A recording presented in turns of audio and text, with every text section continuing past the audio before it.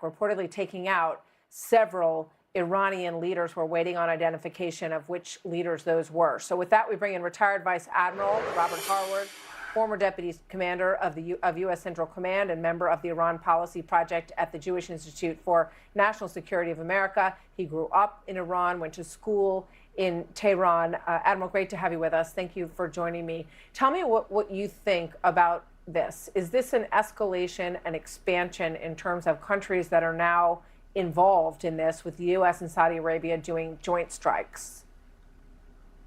Without a doubt, Martha, you're seeing the pressure build on Iran on all fronts.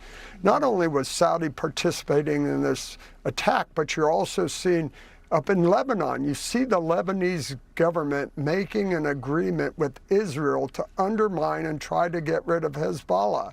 You're seeing the British willing to contribute ships to the blockade. You're seeing other countries willing to go after the Houthis. So the pressure is building tremendously in Iran, and you're starting to see some of the breaking points there. In the executions in Isfahan yesterday, the people came out to protest, and they had to shoot them down to prevent them from overwhelming the execution team. So the pressure in Iran is building, and we could see a tipping point come here in the not too distant future. Yeah, but they keep sort of making these very aggressive moves. This attack towards U.S.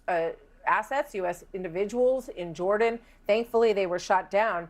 And then you have this news that China is supplying them with shoulder-fired missiles. Now, this is a Reuters report. We just heard the president respond to a question from Jackie Heinrich on this. He said he does not know if that is true and that he would be disappointed in President Xi if it is. Your thoughts on that? On both of them, they have to show they have some power left, so they've got to shoot missiles. Now, they're very specific. They shoot where they can have the most impact. They shoot quickly, so we can't respond and take out their missiles and drones. So they've got to show they have something left, and that's all they've got left. And back to China. Look, Iran is directly in China's sphere of influence. They get a lot of their oil from there at a discounted price that they can't get on the open market. Aside from that, Iran is an authoritative, repressive government that undermines the West just like China and Russia do. So in both those regards, it illustrates how important Iran is to China. And you talked about those missiles. We don't know if they went in before the conversation the president had with Ping or after.